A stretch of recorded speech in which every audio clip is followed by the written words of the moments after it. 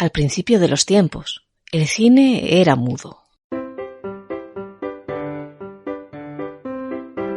Era mudo, sí, pero también toda una novedad técnica, más que artística en sus inicios, para la que hay fecha y lugar de llegada a Asturias, concretamente el 12 de agosto de 1896, miércoles, en plenas fiestas de Begoña gijonesas.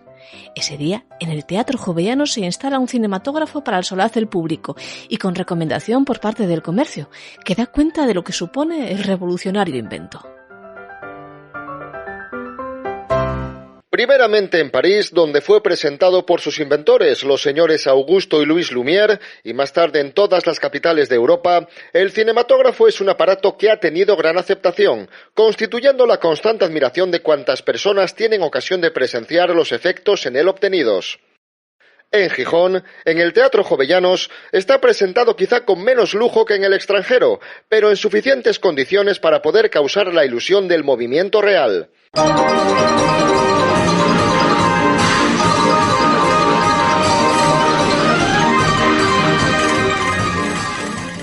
La magia llegaba a Asturias, a Gijón primero, 10 días después a Avilés. El público colapsa la sala donde solamente se ve un aparato de proyección, dice el comercio. Un aparato de proyección y una gran pantalla donde se detiene el haz cónico de los rayos luminosos emitidos por la linterna, determinando sobre el lienzo el campo de experimentación que el observador tiene ante su vista. La linterna está colocada suficientemente alta para que el cono de proyección pase por cima de la cabeza de los espectadores y la longitud de la sala determina una ampliación suficiente. De lo dicho, se desprende que a los pies de la sala de experimentación está el aparato de proyección al que el público vuelve su espalda, quedando a la cabeza la pantalla en la que se debe fijar su atención.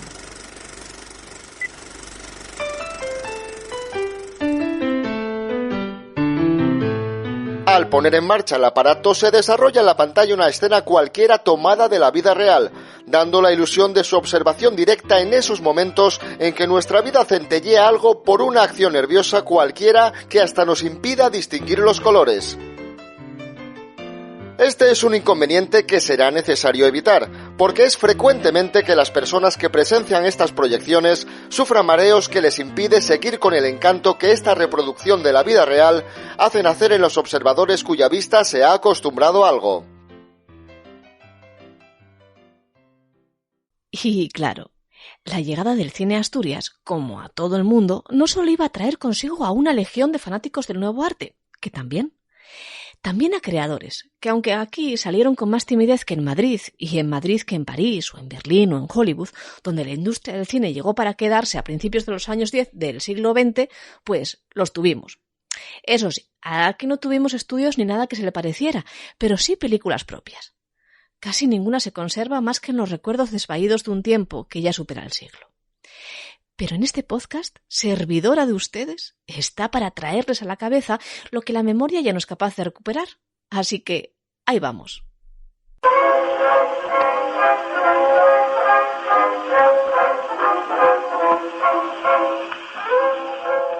La primera película de ficción de la que tengamos constancia que se rodase en Asturias data de 1905. Hay que especificar que esta fue la primera de ficción, porque de forma previa se habían tomado imágenes en movimiento desde el Cerro de Santa Catalina o del Campo Valdés a la salida de la Misa de 12 de San Pedro, en Gijón. Estos pequeños documentales, de apenas unos segundos de duración, se proyectarían en la ciudad en el verano de 1897 y así hubo otros tantos. Pero El robo de la fruta, de Javier Sánchez Manteola, piloñés con una estrecha vinculación, por cierto, al balneario de Borines, fue la primera con guión. Y se rodó en el barrio gijonés de Somio, concretamente en la finca de los Bustillo y en la quinta del señor Pidal, así como a orillas del Piles.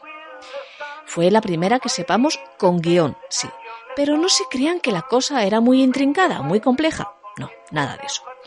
La cinta, que hoy permanece perdida, mostraba sencillamente la persecución de unos maleantes ladrones de fruta, de ahí el título, por la autoridad municipal. Un argumento, ya lo ven, de lo más sencillo. Pero en la cinta se introducían hasta cameos, el del pescador conocido como Rigeletu o el del Pilonga, vendedor de periódicos y acomodador del Salón Luminoso, que fue precisamente el cine donde El robo de la fruta se estrenó meses más tarde. Y hasta Laureano Vinc, uno de los grandes fotógrafos de la ciudad, salía en la popularísima cinta proyectada en sesión continua desde las 5 en las tardes de los domingos de julio y agosto de hace ya casi 120 años.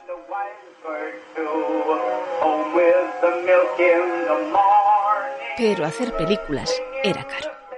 Solo podían acceder al negocio burgueses de postín como Manteola o fotógrafos que contasen ya con todo el aparataje necesario, como Julio Peinado. Así que el cine asturiano permanece en la oscuridad, de momento al menos, en los tiempos de la Primera Guerra Mundial. Pequeñito y ensombrecido por las primeras grandes producciones que, ahora sí, llegaban ya directas de Hollywood y protagonizadas por actores y actrices cuyos nombres jamás habríamos soñado siquiera con saber pronunciar antes de la llegada del cine mudo. This is the face of the most popular woman in the world. This is the face of Mary Pickford. Charlie Chaplin, king of tragedy. He created an immortal character. Here are the faces of Lillian Gish. Aquí, es verdad, no tuvimos a una Mary Pickford, ni a un Charlie Chaplin, ni a una Lillian Gish. Pero también hubo estrellas que pasaron por Asturias ya, eso sí, a finales de la década de los años 20. En 1926 vino a rodar a un lugar en disputa historiográfica esta señorita tan picardiosa. Un gatito negro que me hace el amor, porque no le quiero, ayer me arañó, y un gatito rubio que te quiere bien, al ver que lloraba me se fue a lamer. Se llamaba Enriqueta Soler. Era catalana, y su atiplada voz tan característica en cuplés y operetas no se oyó sobre los paisajes asturianos de la película que vino a protagonizar en 1926, claro, porque por entonces el cine seguía siendo mudo. La película se llamaba José, y era la adaptación de una novela de Armando Palacio Valdés. En ella, José, un pescador, pretende casarse con la bella Elisa, pero la madre de esta, Isabel, no le va a poner las cosas fáciles a la pareja. Si la novela había sido ya polémica porque no quedaba muy claro dónde estaba ambientada, si en Cudillero o en Candás, la película desfizo el entuerto y contentó a todos. Se rodó en Cudillero, en Carreño, en Gozón, en San Esteban y en Riberas de Pravia. Toda una delicia para los sentidos, seguro, el ver aquellos paisajes asturianos, pero una vez más tendremos que ponerle imaginación, porque esa cinta tampoco se conserva, aunque sí algunos fotogramas y fotografías del rodaje.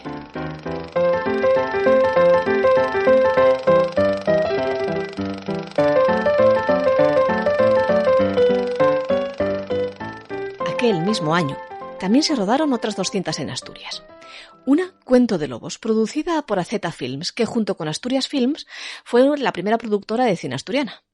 Cuento de Lobos tenía un argumento romántico, a saber, una huerfanita de la que se enamoraban dos hombres con el consiguiente lío. No se crean que triunfó demasiado, salvándose solo en los cines asturianos por el exotismo de poder ver en la gran pantalla los paisajes de Soto de Luiña, de Ribadesella o de Colunga. Todo lo contrario fue Bajo las nieblas de Asturias, que se llegó a proyectar en el mismísimo Palacio Real, al que, eso sí, poco le quedaba para seguir siendo real. Y que contó con la colaboración de lujo de Julio Peinado y de Modesto Montoto para la fotografía, y del obetense Félix del Río para los decorados. El éxito, en 1927, fue mayúsculo, y pudiéramos decir que la primera superproducción asturiana. Porque, aunque en 1922 ya se había financiado muy gruesamente el documental mudo Bellezas de Asturias, por encargo de Sidra el Gaitero, en esta ocasión la campaña publicitaria fue lo nunca visto en nuestra tierra. La película se acompañaba de música en directo, especialmente compuesta para la ocasión. Hubo reportajes gráficos en todos los periódicos y cartelería por todas las calles. Asturias, todo un plató de cine. Empezaba a dibujarse ese eslogan aún vigente. Estas películas, todas ellas, salvo Bellezas de Asturias, tampoco se conservan. Ni Carolina, la Neña de Plata, la primera con título en asturiano, una trama dramática que prometía curvas y, sobre todo, las imágenes de los sitios más pintorescos de Gijón, la finca de los García Solengranda, la casa de la Pondala en Somió, la calle Corrida, el Muelle o la Providencia. Mi parte, ¿estás seguro de que tan pronto como vea a la patria en condiciones de marchar con firmeza por caminos de justicia y a los buenos ciudadanos amparado. A mí me parece que por este podcast se ha asomado ya alguna vez esta grabación de la voz de Miguel Primo de Rivera, dictador de España a la sazón en aquellos años del cine silente. Pero el que vuelva a sonar por aquí no es cosa baladí, no se crean, porque el mismísimo don Miguel llegaría a protagonizar, o al menos a aparecer, en una extraña película asturiana en 1928, el último año antes de la llegada del sonoro. Bajo el título Yato Yi, se anunció en los medios de comunicación esta charlotada de sabor regional, así la definían, protagonizada por una tal Mayloff, seudónimo de no sabemos quién, por Bill Roy, que en realidad se llamaba Vicente Carrasco y era de Gijón de toda la vida, y rodada en Oviedo, en Ribadesella y en la villa de Jovellanos. Aparecía Primo de Rivera, una corrida de toros y un charleston, y mucha Asturias, eso sí. La conexión entre todas estas cosas no la tenemos muy clara, tampoco se ha conservado. Oiga, ¿pero es que no conservamos nada de las primeras películas de nuestro cine? Pues sí, una peli de 1928 que nos lleva con esta música que ahora suena a Mieres del Camino.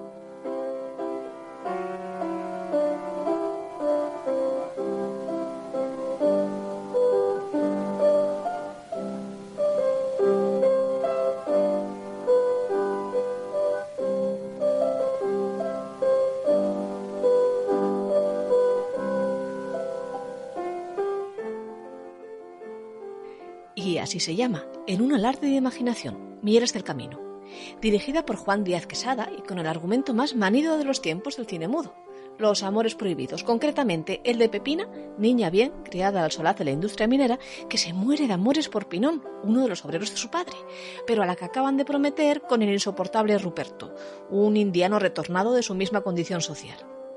Me han dicho que tú tienes relaciones con un vago, que viene a por nuestros 4 reales. Respeta a don Gaspar, a Pepina, en el punto álgido de la cinta. En texto, eso sí, había que leerlo. Esta vez la madre de la niña sí que sale como una leona a defender su amor.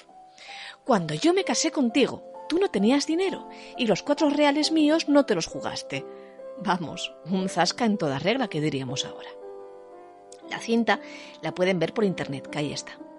Y es histórica, no solo porque sea una de las primeras películas rodadas en Asturias que se conserven, a casi 100 años de haber sido rodada, sino porque también incluye un alegato final, a la manera de 1928, pero un alegato final, a favor de la felicidad de la mujer y de su libre elección del marido, así como contra los malos tratos dentro del matrimonio.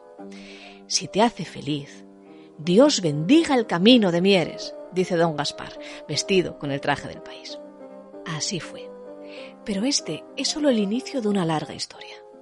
Si me acompañan, a lo largo de las siguientes semanas recorreremos algunas de las cintas más importantes que han llevado a Asturias a la gran pantalla. ¿Vienen conmigo? Les puedo prometer que va a ser una experiencia de cine.